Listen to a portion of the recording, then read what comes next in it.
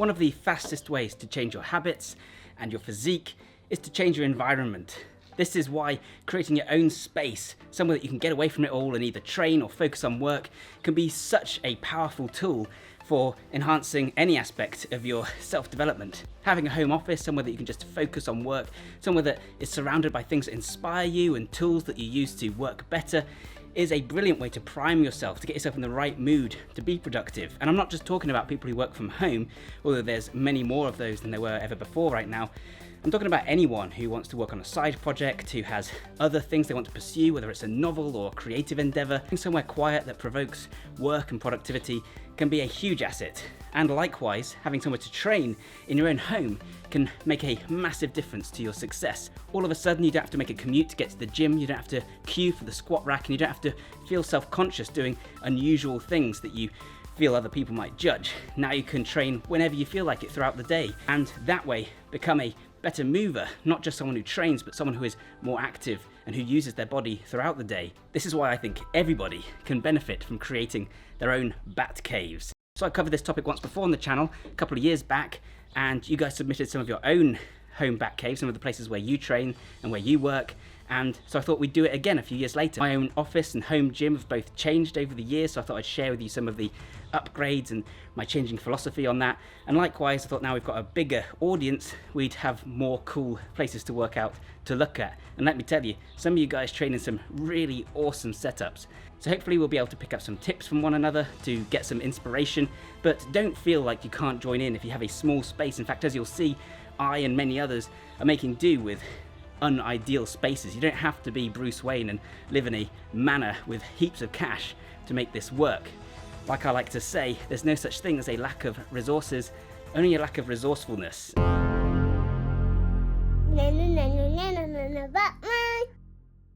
I call my home office / gym the Biolab because I'm a massive nerd. This room is also a guest room, so I've had to accommodate a big sofa bed. That said, the sofa actually provides a handy place to sit and read, and a great spot to do some dips. The brains of the operation is the biocomputer. That's a pretty new Aurora R11, packing a 16-core Ryzen 9 3950X, an RTX 3080, 64GB of RAM and 3TB of storage. That's by far the most spec'd out computer I've ever owned, but it has already proven to be a smart investment for how much more quickly I'm able to edit, render, and create 3D animations. And yeah, it games pretty good too. I work on 2 monitors, which is now pretty hard to go back from. I have one fancy 1440p monitor and a small cheap monitor to one side. I recently also got myself a Secretlab chair. It's really comfortable and so far seems to be much better for my back than the old 20 quid chair I had from Argos. I kept that thing for like 5 years. The result is a workspace that's extremely comfortable and that I actually enjoy sitting down in. This is really important if you want to be productive. You want to look forward to sitting down to write or edit with a cup of coffee, and that way it doesn't feel like a chore, you'll make more time for it. It also means that when you're there, you'll feel better and you'll put out better quality work. To further this cause, I've filled the room with things that inspire me or help create the right mood. I've got my first ever Iron Man comics on the wall, a bit of nostalgia there. A Batman displate, which is a recent addition, and a picture that I created that you can actually buy if you like. The link should be in the description right down below. Creating your own art is a big win in my opinion, as it allows you to really customise your space. I have a chart of the muscular system on the door too. This both sets the mood and serves as a useful reference when I inevitably forget the name of that tiny muscle in the forearm, or you know, the biceps. I've also got an Echo here which can turn on my PC, see my old video for Android Authority if you want to know how to set that up, and some Hue lights, which are overpriced but do a great job. This way I can set scenes to match my mood, bright lights when I want to concentrate, or a light blue for working into the evening. I also use these for background lighting in YouTube videos now. Otherwise there's a star globe, some old VR headsets, some figurines mum, not toys. Oh, and lots of books, which also serve as a reference when writing a lot of this stuff. I've run out of shelf space, which they have to share with my action films collection and my graphic novels.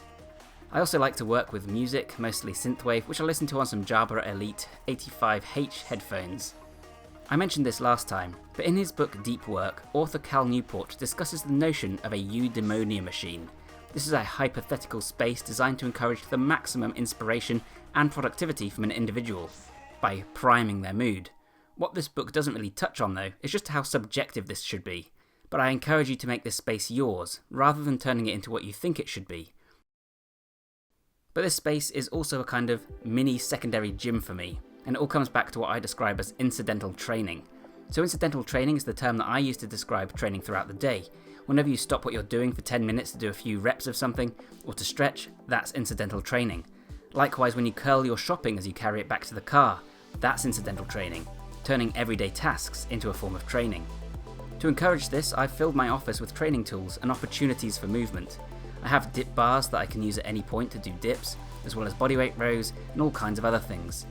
I also have some lower wooden parallettes for hand balancing. There's a balancing board, which is great for improving proprioception, as well as waking up the brain in general. I also like using a Bullworker, which is a device for isometric training, and that's perfect for working out in a limited space because you're not moving. Whether I'm practicing tuck planche push-ups, banging out bodyweight rows, or having a juggle, I'm up and doing something multiple times throughout the day, and it's helped immensely with my progress. And so I give you the Bio Arena. This is where I come outside to train, and I normally wouldn't get everything out like this all at once. I do occasionally, and it's really awesome when I do, but it's quite a lot of faff. So instead I'll just get out the pieces that I need and use them on an as-needed basis. And I put everything that I'm not using back in the shed. A lot of it looks pretty scruffy and rusty, and that's because a lot of it I just leave outside here so I can pick it up whenever I want it. So there's zero minimum friction between getting outside and starting training. And a lot of people have commented that that's kind of gross, but the way I see it is I'd rather have a weight that looks rusty that I actually use than a pristine weight in the shed that I never touch. So I've acquired quite a lot of junk over the years, but I have been training for like 15 years. And a lot of it, no surprise, can fall into the category of functional training tools. That means your sandbags, your kettlebells, your medicine balls, and this is something that you don't see that often in home gyms. You see a lot of people with dumbbells, of course, pull-up bars and door frames, etc., but you don't tend to see that many sandbags and medicine balls. And I think the obvious reason for this is that most people train actually in their house, and there's not much you can do with a medicine ball in the house if you value any of your possessions, and so they're limited in terms of the amount they can move. But this kind of defeats the whole point of training, in my opinion. You want to be moving, you want to be explosive, you want to be exerting power. So moving outside to train, I think, is actually far superior in a great number of cases. You just need a garden and a shed, and then you're good to go. And you guys have probably also seen that I sometimes take this stuff to a field somewhere or a nice scenic spot and I chuck it around over there as well. It's just great to get moving, to be explosive, and to not worry about limited space. Probably the centerpiece of this Bio Arena, however, is the pull-up bar that's mounted to the wall, and that's what I get the most questions about. Obviously, having a pull-up bar that's mounted to a wall instead of fitted in a door frame gives you more opportunity to add weight, to throw yourself around, and not worry about A, destroying your door frame, or B, it falling out and you breaking your neck. And I actually knew a guy who fell from a pull-up bar upside down, and he says it hurt quite a lot. I also have this eyelet here and two more right there, and what that means is that using a carabiner I can then attach all kinds of other implements. And you don't have to be a fantastic martial artist to benefit from a punch bag. Obviously, I'm not. Hitting a punch bag is actually a fantastic form of endurance cardio, great to burn calories, to build strength and endurance in the pecs, the triceps, the shoulders, the core. It can improve proprioception as you learn to move your body in a more cohesive manner. It can even improve your mobility if you're throwing in some kicks there as well. Grant recently uploaded a video on this channel discussing how to correctly use a punch bag if you want to improve your martial arts technique, and I highly recommend checking that out if you want some pointers. I love my sandbag, and I use it all the time. One of the reasons for this is simply that a sandbag is soft, which means it's not that easy to hurt yourself with it. You can move a lot more confidently, you can sling it around, you can drag it along the ground, and you don't have to worry that you're going to knock your teeth out. You can also experiment with movements that you're not confident with yet. At the same time though, a sandbag is also fantastic because it's a form of unaccommodating resistance. This basically means that the weight shifts around inside the bag every time you perform the movement. So every time you perform the movement, it's slightly different. And this builds what Nikolai Bernstein would refer to as more robust mental models. Basically, what that means is that whilst if you want to have perfect form on a movement like the snatch or the clean, you need to perform it as near to identically every single time so you can rehearse those neural pathways. If you want that movement to then transfer over to real-world functional strength, then you also need to be able to perform it on an uneven surface. You need to be able to lift awkward shapes, and this way you can actually use it in the real world when you aren't presented with a perfectly flat bar on a perfectly flat ground with plenty of time to get into the perfect position. The plyo box is also one of my favourites, and this is once again something that's not that expensive and that opens up tons of cool opportunities. But of course you can jump onto literally anything. It could be a crate, or someone suggested a water barrel, which can then also double as a kind of, almost like an atlas stone. Another somewhat hidden gem is this, a Bulgarian bag, and basically this is a weirdly shaped sandbag. It's a similar soft material, canvas, and you hold it from these straps, and basically what you do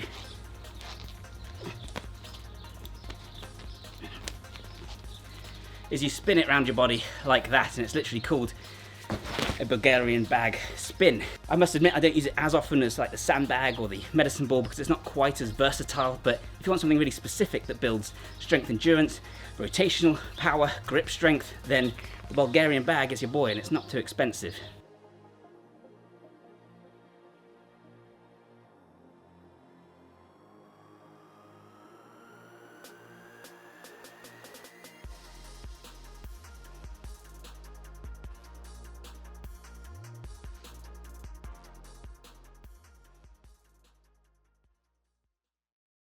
Okay guys, now it's your turn. Bioneers, assemble! So first up is Greg Parker, a returning participant with his awesome home office and gym. As before, I love the sheer number of books in here. In the front garden he has an observatory, just an awesome monument to physical and mental development.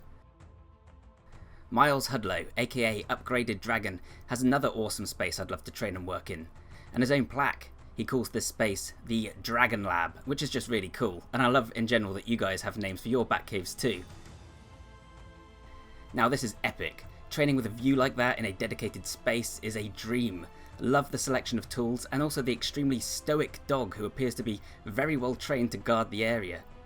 AJ Nadell has these fantastic grips on the ceiling for Ninja Warrior style training. Ernesto has been away from his usual gym, but has managed to come up with this cool doorway setup in the meantime. Curtis Cameron has about the most decked out home gym I've ever seen. The Body Boss portable gym looks really interesting. It lets you attach your resistance bands to the ground. Next up is Dax, who will explain his home gym in Japan in his own words. Hey, how's it going? I'm Dax, and this is my home setup. I have a tension bar set up right in the front entrance in the hallway of my house. My setup, my simple setup, but this is kind of the way I like it. I have the puzzle mats on the floor, 2 10s with the fat grips on them for grip strength. I have an array of bands. These are the JC bands from JC Santana's IHP. These are a beast. These aren't like any bands I've ever used before. While all these spaces have been awesome so far, I think Jai's gym here has to be the place I'd most like to train in. It's Ninja Warrior style again, and it looks like a playground, which is exactly how I think a great training space should look. I also always approve of a slackline. The Flynn Jungle Gym combines traditional weight training with some MacGyver looking contraptions and a really awesome set of monkey bars across some scaffolding. I just love that you guys are training like this. You're like me. Likewise, Landon Brock has gymnastics rings and a rope on the ceiling, and Henricus Verkuel has this immense all-in-one station. Next up is the Forge from Dave Kyuk. I'd happily join him for a stogie I call this room the Forge because this is where I like to forge my own body. It's a little cheesy. And you got here the kettlebells, there's a slam ball back there, jump ropes for me and the kids, of course. And this is where I like to come down, unwind, and have a cigar once in a while. Over here, you got the rig. It's with a punching bag. I got the rings too. I take the bag down when I need to do some ring work or some work with on the chin-up bar. My workstation, this is where pretty much the magic happens. That's my website, Singular Reflections. Verkus Kushal, sorry if I'm butchering the names here, has a bunch of mats and some foam boxes to jump on, which I love. And now I'm just going to roll a few more whilst I chat. The response has been phenomenal, so I'm sorry I couldn't talk about all of them. Thank you so much to all of you for sending in your training and workspaces. It was really humbling that you all took part, especially those of you who filmed as well. I'm really sorry if it took me a while to respond, or if I missed your gym. This honestly turned into a much bigger project than I expected. Don't worry, I'm sure we'll do this again. I found this mega inspiring. Seeing you guys training this way with such creative uses of your spaces, big and small, just motivates me to want to keep experimenting. I'd love to see some more submissions from any female viewers in future. I think I need to expand my appeal.